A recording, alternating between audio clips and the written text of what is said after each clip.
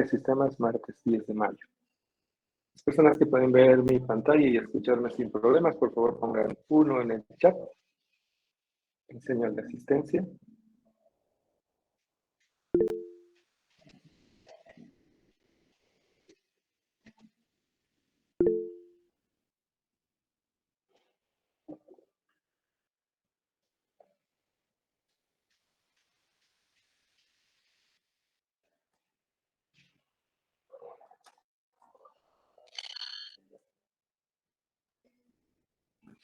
Ok, muchísimas gracias. Muy bien. Entonces, hemos realizado la actividad 8 el día de ayer.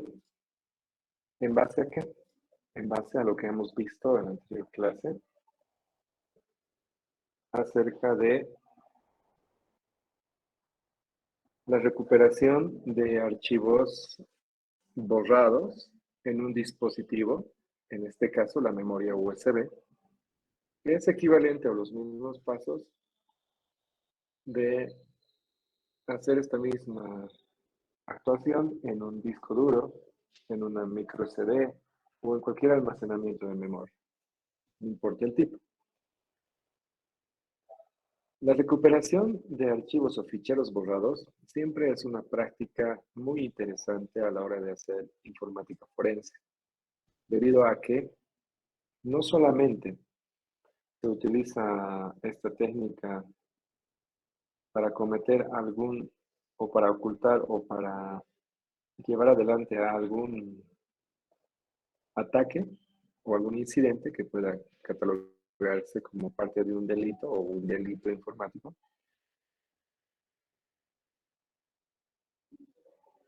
Debido a que es muy sencillo para las personas generar algún bot que permite borrar un archivo o simplemente ir borrándolos directamente o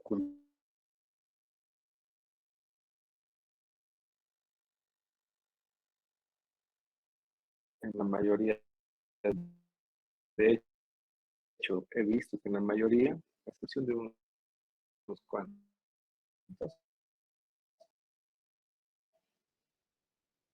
de los trabajos, es que se ha recuperado información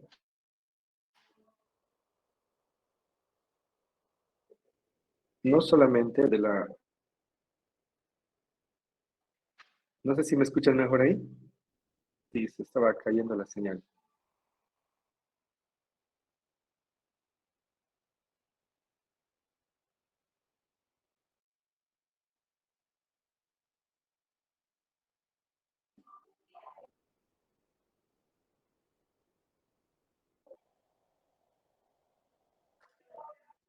Se me cae la señal. A ver, tal vez ahí ya me escuchan mejor. Se escucha bien, Inge.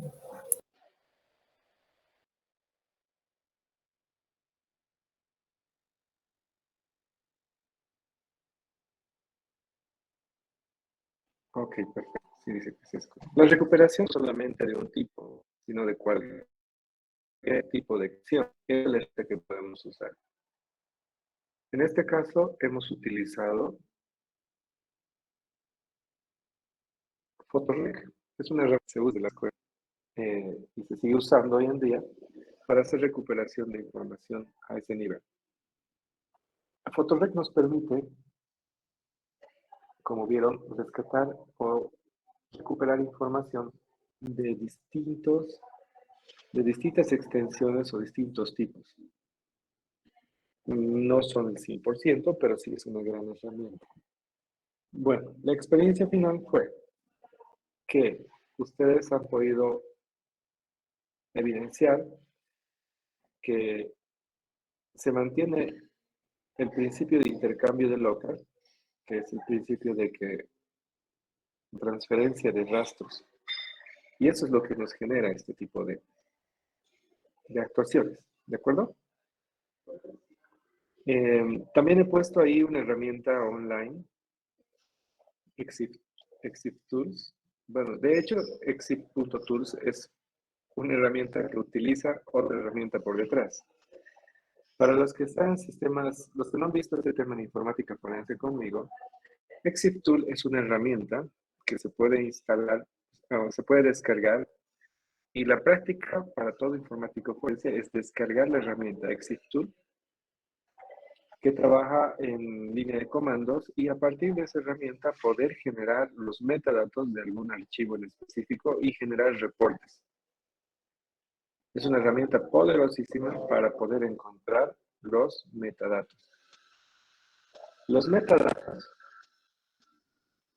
son los datos de los datos, es decir, lo principal, todos los archivos que tenemos en distintos formatos, especialmente en formatos conocidos, tienen un header, tienen una cabecera en su hexadecimal que se lee y tiene los datos de los datos, es decir, fecha de creación, fecha de modificación, último acceso.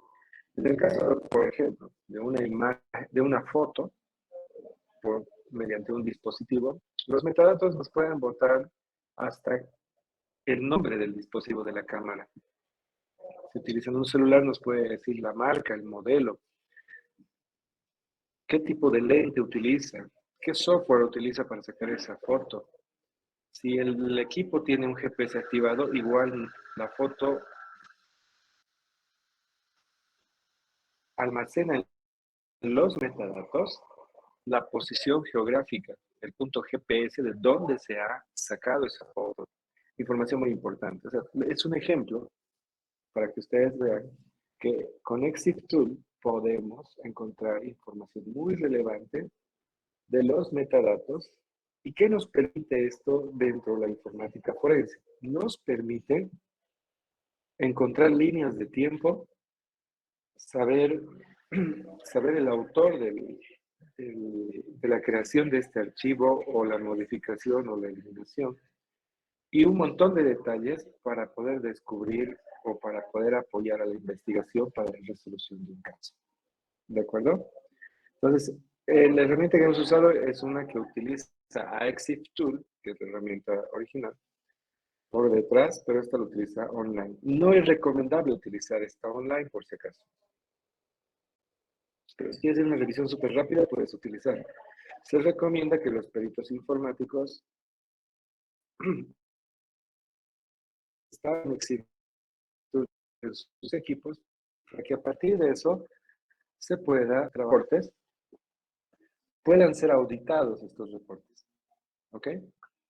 Por ejemplo, si yo he encontrado un archivo, he recuperado un archivo, pudiera aplicarle Exif Tool y puedo encontrar información mucho más relevante sobre ese archivo recuperado, que o se ha borrado o se ha formateado dentro de este dispositivo.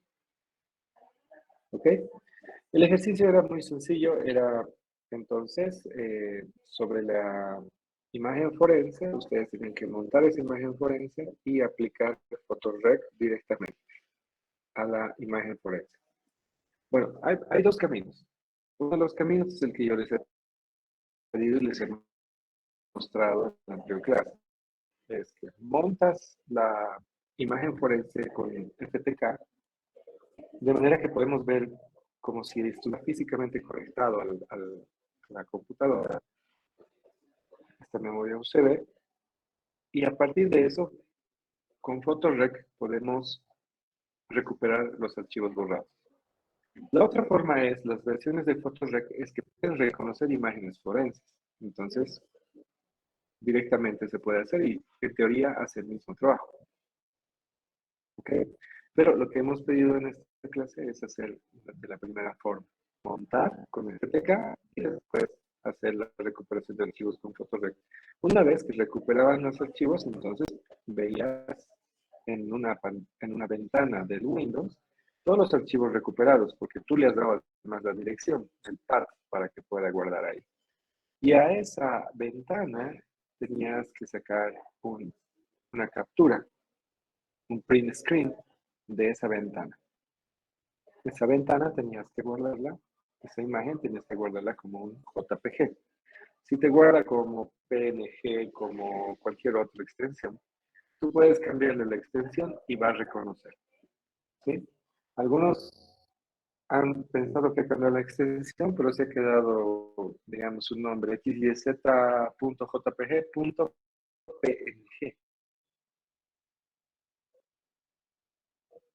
Entonces, esas cosas pasan. Pero bueno, no hay problema. Cambiar la extensión a un archivo es algo que nosotros los informáticos y los sistemáticos sabemos hacer muy bien. Algunas personas no lo han hecho porque seguramente están distraídas. ¿Vale? Entonces, teníamos que capturar la pantalla en JPG y a esa pantalla, a esa imagen, a esa captura de pantalla, a ese screenshot o print screen, como quieran decirle, eso tenían que subir a esta herramienta online para que esta herramienta les bote los metadatos. Esos metadatos debían hacer control C, control V a cualquier formato. Podrían ponerlo a un Word, después un PDF, a un TXT. Uno de ustedes lo ha puesto a Excel, y bueno, está bien. De manera que yo, al momento de comparar la imagen que me suben al Classroom con los metadatos, encuentro similitudes. Encuentro que sí corresponden y algunos no. ¿Ok? Algunos se me han debido ir, pero he revisado prácticamente todos. ¿Ok? Entonces, esta actividad ha permitido llegar a esos dos objetivos. Uno, dar información a partir de una imagen forense con objetivos de investigación que nos permite generar líneas de tiempo y ir respondiendo quién, cómo, cuándo, por qué. Y utilizar la herramienta Exit Tool de forma no muy convencional, pero para que ustedes vean la importancia que tienen los metadatos a la hora de la investigación. Todos los archivos que vayas generando durante toda una investigación de informática forense van a tener sus metadatos, van a tener su forma de auditar. ¿Sí? Eso es uno de los principios de la ISO 27037, que esto tiene que poderse auditar, ¿no? Es decir, que las otras personas van a poder hacer las mismas actuaciones y tienen que encontrar los mismos resultados.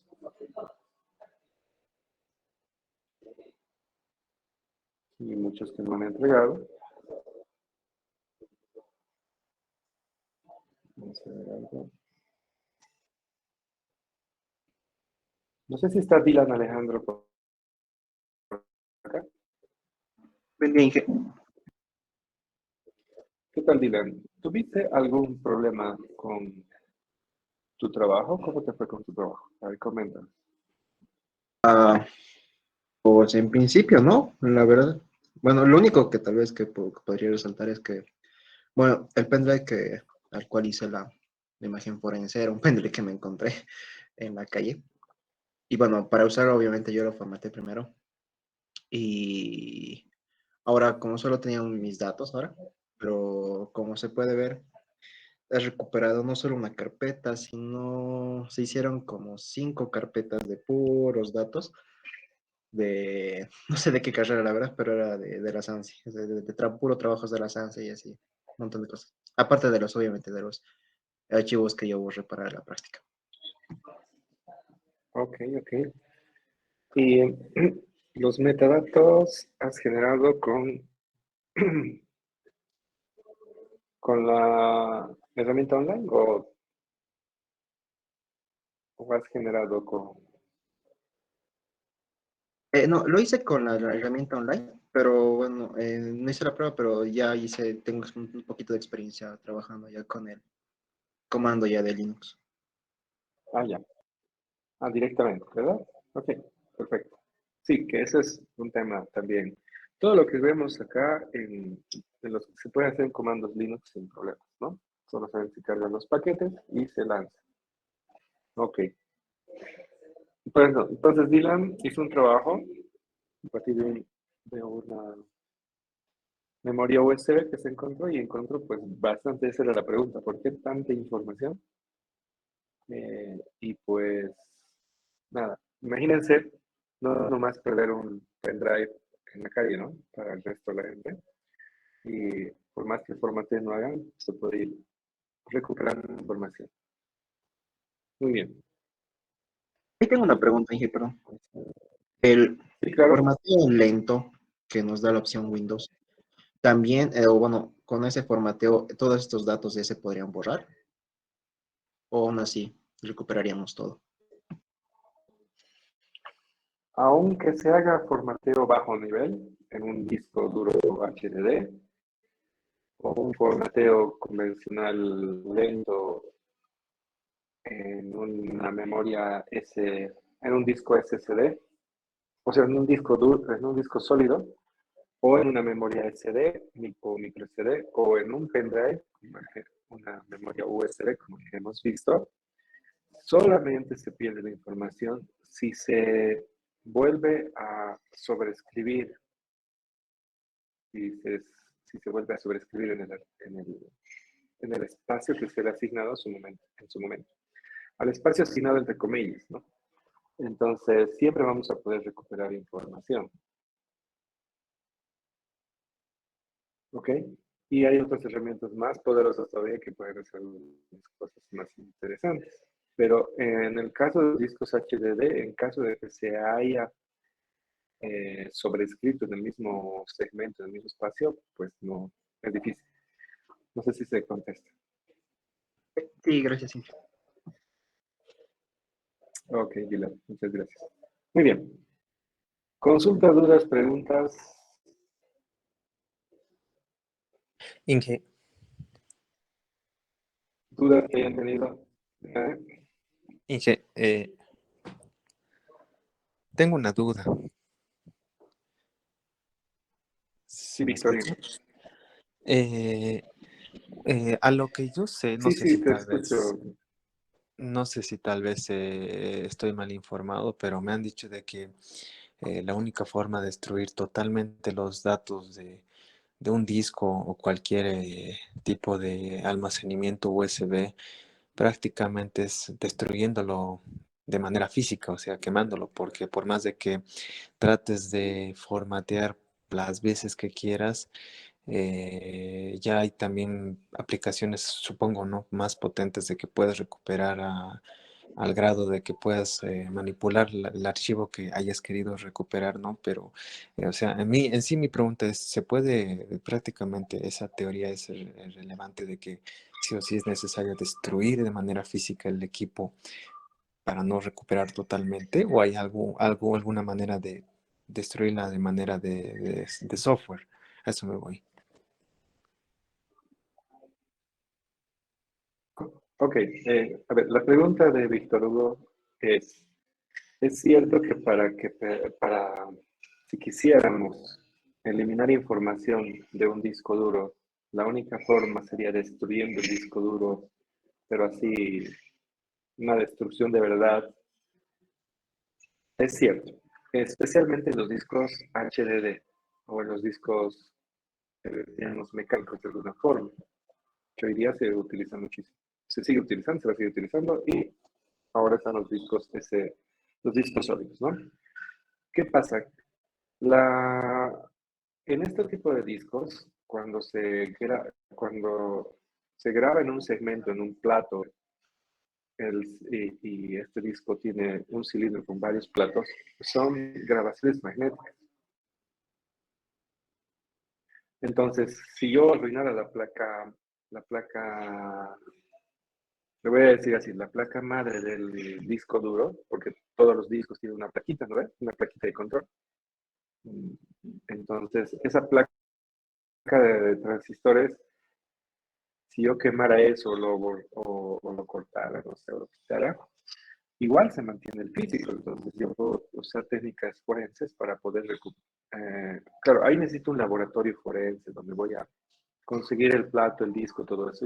Y hay herramientas ya físicas donde yo puedo montar estos platos para poder hacer cosas. Evidentemente se puede, ¿sí? Por tanto,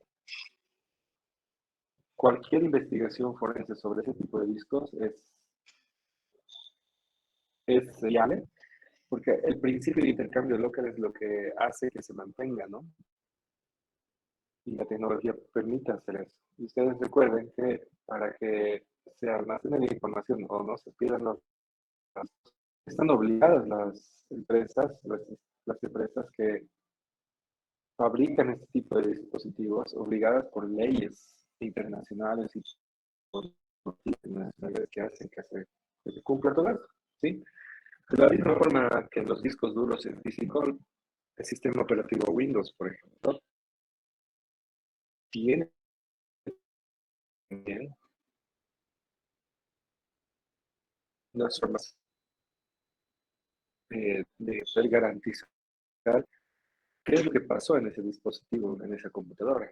Cumpliendo, a ver, Linux, lo que son los logs, pero para poder descubrir qué es lo que ha pasado. Pero hay que ver qué versiones de Linux están certificadas y aceptadas en Estados Unidos, Europa y otros lugares. Obviamente Windows es lo que más se usa. Entonces el principio de intercambio de local obliga a que no se pierda nada de la información, ¿sí?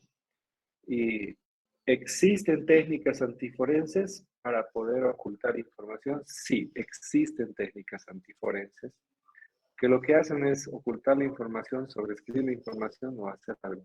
Pero estas técnicas antiforenses, que no las vamos a ver acá, son técnicas para gente muy experta, ¿no? Muy experta. Y de todas formas, a toda técnica antiforense siempre hay una técnica forense. Por eso las herramientas forenses son muy fuertes a nivel mundial. FTK es muy fuerte. Belkasoft es muy fuerte. Encase es muy fuerte. Y hay un montón de herramientas muy fuertes. Todo esto. Para poder hacer informática forense completo y encontrar información muy importante. ¿Ok? Muy bien. No sé si alguien más tiene alguna duda, alguna consulta. Buenos días, Inés. Sí, yo. Leí también en internet que Sí, para vos, dígame, Ángel. leí también en internet, sí, sí, que también usan desmagnetizadoras, si no me equivoco, se llaman para borrar los datos de los discos duros y eso. Y no sé si para esos casos igual hay formas de recuperar los datos, porque si no me equivoco, las desmagnetizadoras eh, prácticamente borran por completo lo que son las grabaciones magnéticas de los discos. Está bien. Ok, como dice, existen algunas técnicas antiforenses, como él menciona ahí, este tema de las magnetizadoras, que en realidad son descargas de energía que generan problemas y borran en teoría la información. Dependiendo del dispositivo, ¿no? Los dispositivos pueden funcionar, otros no. Para poder una fase que se llama la preservación de la evidencia. Esa preservación es muy importante al momento de hacer una actuación. Nosotros debemos garantizar que se preserve la información. Para eso, debemos tener laboratorios especializados o equipamiento especializado para poder recolectar los dispositivos que almacenan esta información. Y obviamente no se los puede magnetizar y todo eso. Para eso una técnica es utilizar unas jaulas de Faraday. Las jaulas de Faraday es una forma de inhibir y cortar cualquier señal, radiofrecuencia magnética o lo que sea que pueda afectar al dispositivo, ya sea un disco, ya sea un celular, lo que sea. Existen bolsas de Faraday muy sencillas para usos forenses o para otro tipo de usos. Sí existen, solo que como están en el mercado especializado. Y entonces yo lo que hago es que esos discos los almaceno con ese tipo de técnicas para que precisamente estos ataques antiforenses no perjudiquen a la evidencia digital. ¿De acuerdo?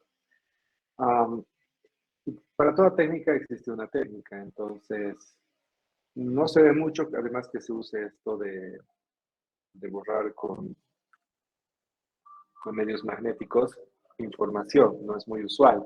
De hecho, los delincuentes, obviamente hay tipos de delitos, ¿no? Delitos casuales, como ustedes saben, los tipos de ataque, ¿se acuerdan? Existen los tipos de ataque estructurados, poco estructurados, nada estructurados.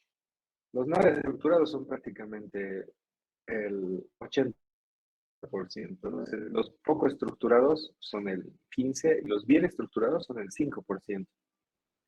Los bien estructurados son ataques puntuales, planificados y pues gente muy especializada que van a hacer todas esas técnicas antiforense y todo eso ante algún incidente. Los poco estructurados son gente que planifica sus ataques, pero que no tienen un objetivo personalizado. Digamos, no dicen vamos a atacar a Henry Gabriel Montaña, dicen vamos a atacar a los estudiantes de sistemas. Pues la gente comete el día a día. Por ejemplo, es como los asesinatos. Los asesinatos de 100 asesinatos, 10 deben ser, o 5 deben ser planificados. Unos 15 deben ser gente que tiene comportamiento y que tiene la idea de matarlos, pero no sabe cómo matar. Y el 85% son casualidades. Se presentó y cometió el asesinato. Es más o menos así. ¿Ok? Ok, Jesús, ¿está bien? ¿Se entendió? Sí. Busca entonces para eso bolsas de Faraday y vas a ver cómo funcionan. Puedes pasar inclusive descargas eléctricas con esos. Ustedes conocen esos, le dicen los toritos, ¿no? O esas barras eléctricas que utilizan los policías para inmovilizar gente.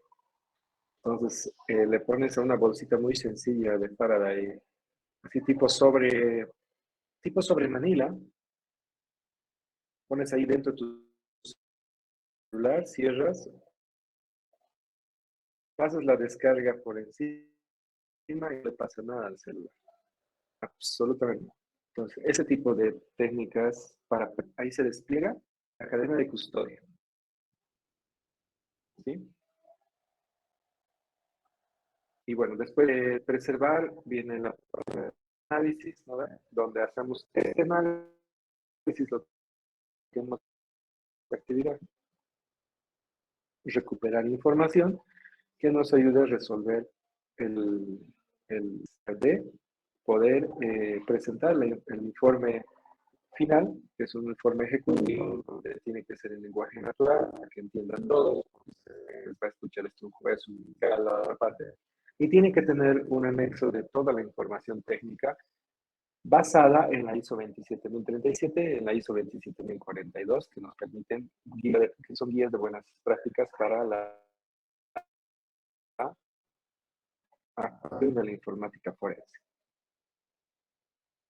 Muy bien, preguntas, otras preguntas, alguna duda más por ahí. Preguntas en general de informática forense.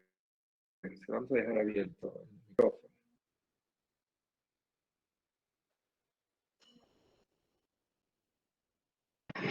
Disculpe, ingeniero, creo que me confundí un poco. Sí, dígame. Una de las características de la evidencia digital era que sea eliminable con algunos instrumentos específicos, ¿no? Y creo que eso se hacía cuando ya terminaba toda la investigación de ese caso. Entonces, lo que hacen para que sea eliminada en su totalidad, los que ya trabajan de eso y todo, es destruir el dispositivo físico para que sea eliminada en su totalidad, o hacen las técnicas antiforenses. No, vamos a ordenar. La evidencia digital que se recolecte en primera instancia, que nos dice la ISO 27079, hasta preservación, esa siempre se va a almacenar. Siempre se va a almacenar. Siempre va a estar guardada en bóvedas de la institución o el lugar que se amerite. Cuando eso pasa a la etapa de análisis y le damos a un perito X, digamos, el perito X recibe las copias forenses para trabajar, no recibe lo que ya está en la preservación, en la cadena de custodia, ¿sí? No recibe eso. Entonces, recibe las copias de las copias forenses para poder hacer su investigación. Entonces, hace la investigación. Una vez que termina la investigación, entrega, se cierra el caso, el perito formalmente debe devolver y debe demostrar que se ha eliminado toda información del caso y solo debe quedar sus informes. Entonces, es decir, yo no puedo andar con evidencia digital en mi computadora por la calle. A esto se refiere, es que hay una obligación de que al terminar el juicio están los informes, están los respaldos, está toda la información, pero las copias de las copias por las cuales el perito por las cuales el perito ha encontrado el informe y todo, eso debería destruirse. A eso se refiere el rey. ¿Ok? Ok, ¿y el perito utiliza técnicas antiforenses? ¿O cómo se hace? El perito puede utilizar técnicas antiforenses para eliminar. A ver, la ISO 27042 de buenas prácticas y todo eso nos dice que hagamos eso. Obviamente, así internamente casi no ocurre. Casi no ocurre, o sea, no se hace. Sin embargo, lo que se hace es, se ha visto en algunos casos que los dispositivos que contenían las copias de las copias con los que trabajó el perito se destruyeron y con fuego y demás cosas. Ese tipo de cosas se ven en casos muy grandes, muy importantes, muy complejos. Pero generalmente no es usual hacer eso. Está bien, ingeniero, gracias. De nada. ¿Alguna consulta más? ¿Alguna pregunta?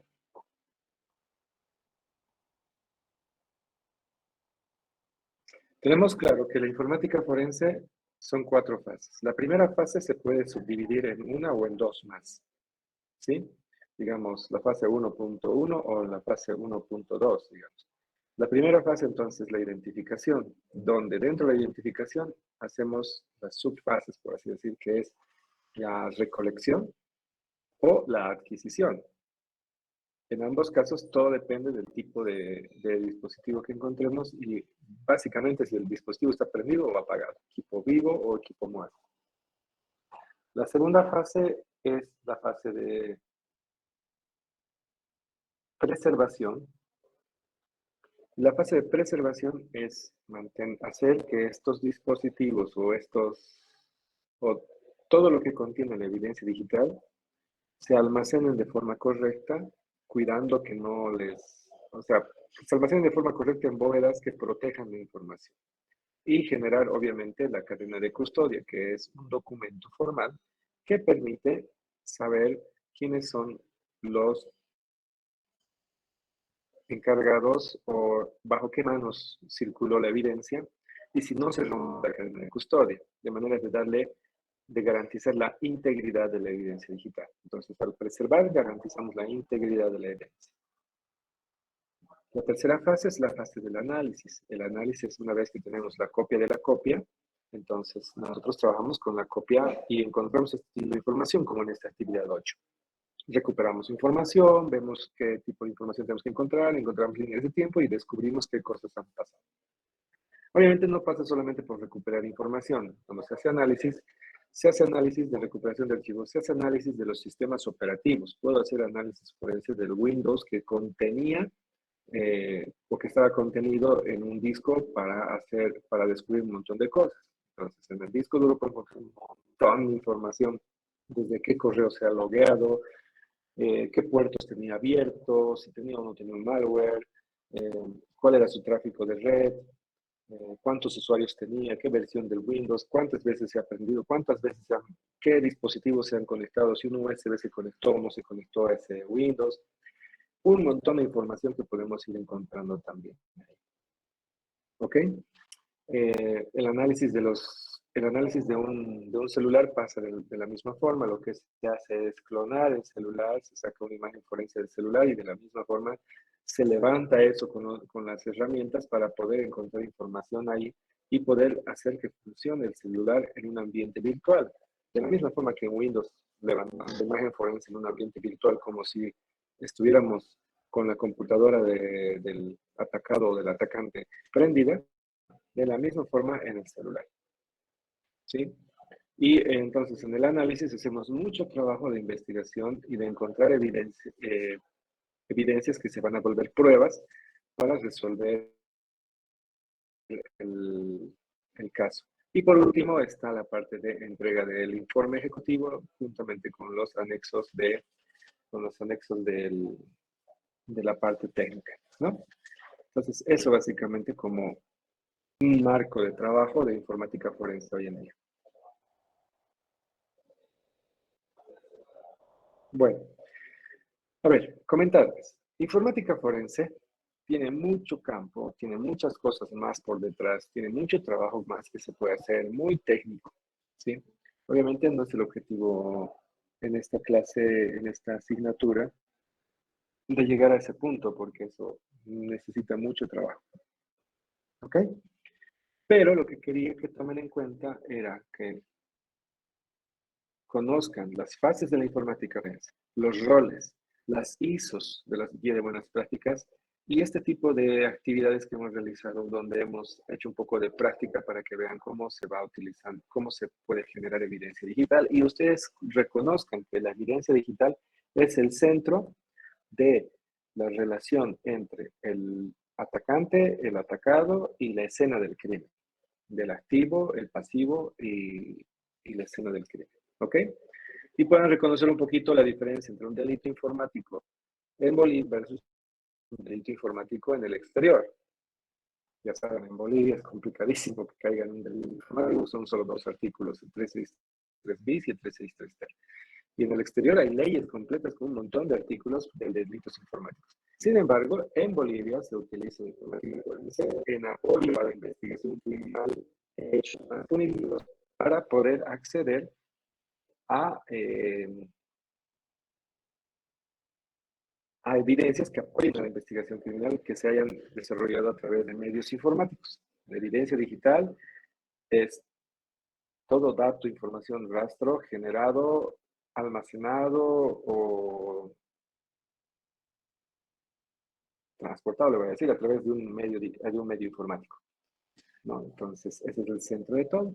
A partir de esto, ustedes, de la seguridad de sistemas, a la hora de construir un sistema de gestión de seguridad de la información, ustedes van a poder tomar en cuenta esto, que es muy importante para construir procedimientos, para definir desde políticas, procedimientos, hasta marcos de actuación para responder a un incidente o a un ciberincidente. Tipifica o no tipifica. ¿Ok? Esto para construir el sistema de gestión de seguridad de la información. ¿De acuerdo? No se olviden, la informática forense es una auditoría. Una auditoría que tiene y está acotada a resolver un delito, una actuación. No es que vamos a auditar todo lo que hay en un servidor o en una computadora, vamos a auditar lo que necesitamos para resolver el incidente, para descubrir quién, cómo, cuándo, por qué, para qué. ¿Okay? Es una auditoría. Es post-mortem. No hacemos una auditoría a lo que va a pasar, ¿verdad? Hacemos una auditoría a lo que ya pasó. Post-mortem decimos, ya pasó, o sea, se ejecutó el incidente, entonces vamos a reconstruir lo que pasó a través de los medios informáticos. ¿Ok? De aquí, espero que ustedes puedan profundizar. Si les gusta mucho, es un área muy interesante. Les voy a ser muy sincero. Aquí en Bolivia, de hecho, lo que es informática, aquí en Bolivia no nos tiran mucha bola y nos pagan muy poquito. Mi hobby siempre fue la informática forense. Hoy día es mi hobby. Tuve experiencia, fui perito informático, pero no se gana plata, no se ganaba plata. Hoy día sí se gana un poco, ¿sí? Pero en el exterior del país se gana un montón de plata, un montón. ¿Ok? Bueno, volviendo al objetivo de la asignatura, que es seguridad de sistemas, nosotros ya estamos en posición de pasar a la última unidad, ¿sí? Y de eso quería hablarles hoy. También, si quiero cerrar informática forense como unidad 3, si alguien tiene alguna duda, alguna consulta, por favor ponga 1 en el chat. Los que no tengan dudas ni preguntas y podemos pasar a la otra unidad, pongan 0.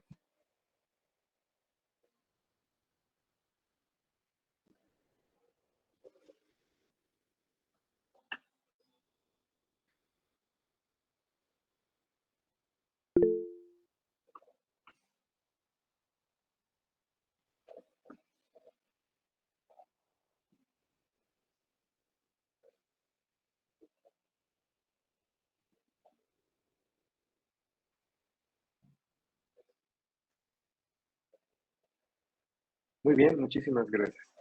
Como último, que fuese unidad, les doy a las personas que quieran profundizar, ¿sí? En esto y o quieran generar una comunidad de informática forense, porque a partir del siguiente semestre esta materia es rota, ¿no? Ya no va a haber informática forense un año. Pero las personas que quieran profundizar, quieran conocer de todo esto, mandan un correo electrónico solicitando ayuda para temas puntuales. Por ejemplo, yo quiero aprender a analizar la memoria RAM de un dispositivo. Yo quiero aprender a utilizar alguna herramienta para esto, para el otro, que tenga que ver con informática forense. Me escriben y con todo gusto yo les voy pasando links interesantes de fuentes abiertas para que ustedes puedan tener un hilo de conocimiento y puedan profundizar. ¿De acuerdo? Eso de aquí en adelante, no este semestre solamente, sino para más adelante. Informática forense desaparece como electiva el próximo semestre para sistemas, pero para informática seguimos con seguridad de sistemas, pero vamos a ver así, como una unidad de apoyo a la seguridad de sistemas. Por si acaso, no quería confundir. ¿Sí? Muy bien. Ok. Dame un segundito.